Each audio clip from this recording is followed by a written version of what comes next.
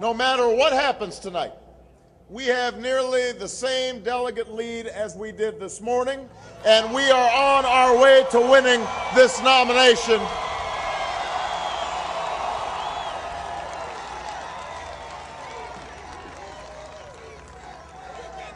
Si se puede.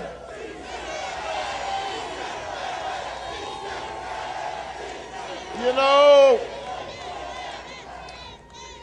decades ago, as a community organizer, I learned that the real work of democracy begins far from the closed doors and marbled halls of Washington. It begins on street corners and front porches, in living rooms and meeting halls with ordinary Americans who see the world as it is and realize that we have within our power to remake the world as it should be. It's with that hope that we began this journey. The hope that if we could go block by block, city by city, state by state, and build a movement that spanned race and region, party and gender, if we could give young people a reason to vote and the young at heart a reason to believe again, if we could inspire a nation to come together, then we could turn the page on the politics that has shut us out, let us down, and told us to settle. We could write a new chapter in the American story. We were told this wasn't possible. We were told the climb was too steep. We were told our country was too cynical, that we were just being naive, that we couldn't really change the world as it is. But then a few people in Iowa stood up and said, yes, we can. And then a few more of you stood up from the hills of New Hampshire to the coast of South Carolina. And then a few million of you stood up from Savannah to Seattle, from Boise to Baton Rouge. And tonight, because of you, because of a movement you built that stretches from Vermont's Green Mountains to the streets of San Antonio, we can stand up.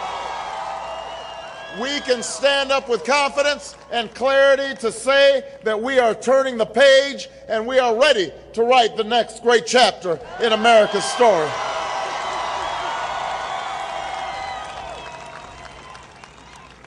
Now, in the weeks to come, we will begin a great debate about the future of this country with a man who has served it bravely and loves it dearly. And tonight I called John McCain and congratulated him on winning the Republican nomination. But in this election, we will offer two very different visions of the America we see in the 21st century. Because John McCain may claim long history of straight talk and independent thinking, and I respect that, but in this campaign, he has fallen in line behind the very same policies that have ill-served America. He has seen where George Bush has taken our country, and he promises to keep us on the very same course. It's the same course that threatens a century of war in Iraq, a third and fourth and fifth tour of duty for brave troops who've done all we've asked of them, even while we have asked little and expect nothing from the Iraqi government, whose job it is to put their country back together. Of course, a course where we spend billions of dollars a week that could be used to rebuild our roads and our schools, to care for our veterans and send our children to college.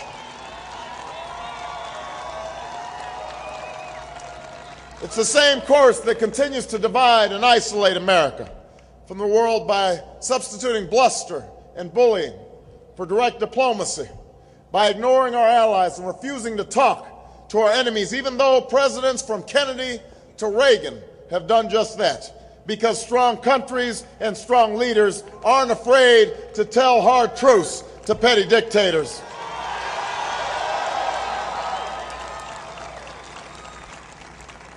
And it's the same course that offers the same tired answers to workers without health care and families without homes, to students in debt and children who go to bed hungry in the richest nation on earth.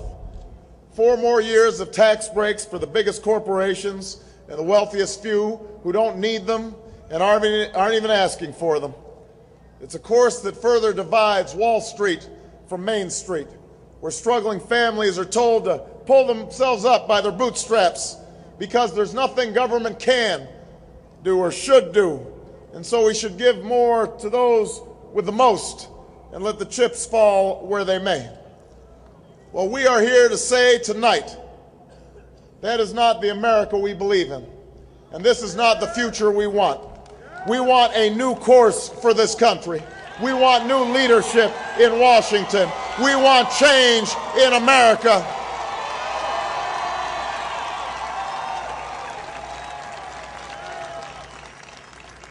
John McCain and Hillary Clinton have echoed each other, dismissing this call for change as eloquent but empty.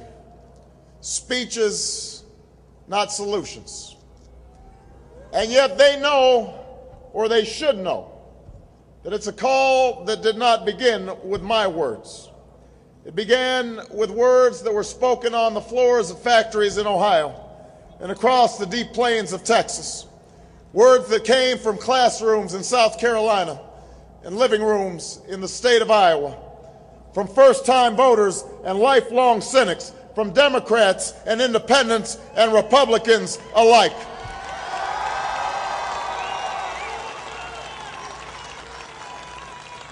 John McCain and Hillary Clinton should know that there's nothing empty about the call for affordable health care that came from the young student who told me she gets 3 hours of sleep a night because she works the night shift after a full day of college and still can't pay her sister's medical bills.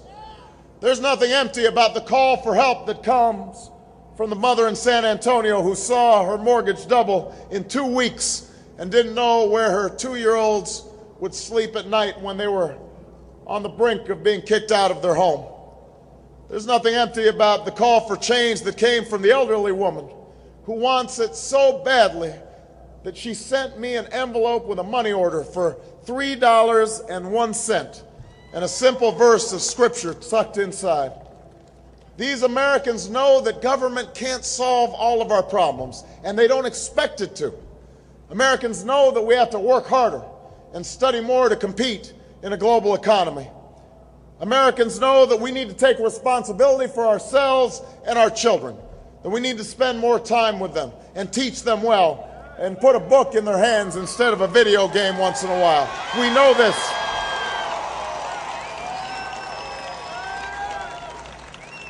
But we also believe that there is a larger responsibility that we have to one another as Americans.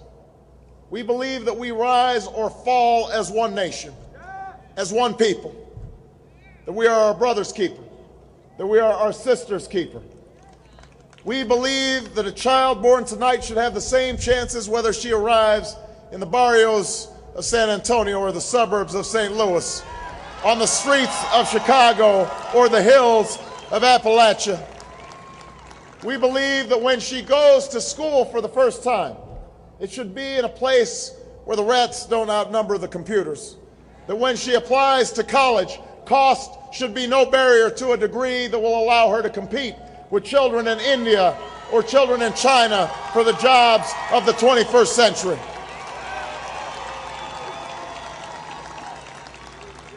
We further believe that those jobs should provide wages that can raise her family, health care for when she gets sick, a pension for when she retires. We believe that when she tucks her own children into bed, she should feel safe, knowing that they are protected from the threats we face by the bravest, best-equipped military in the world, led by a commander-in-chief who has the judgment to know when to send them into battle and which battlefield to fight on.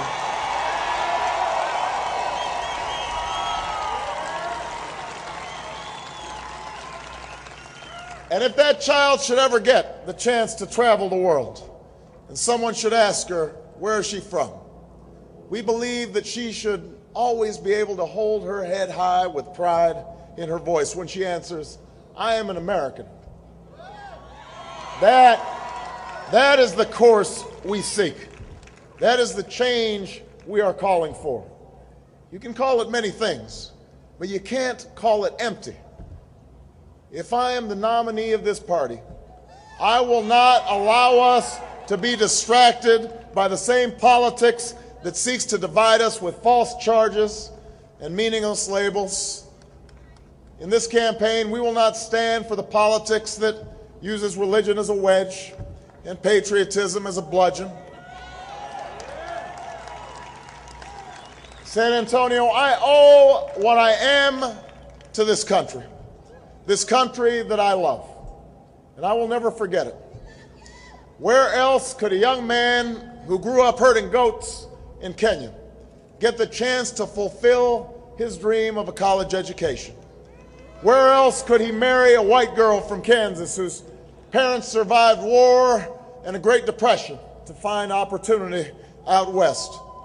Where else could they have a child who would one day have the chance to run for the highest office in the greatest nation the world has ever known?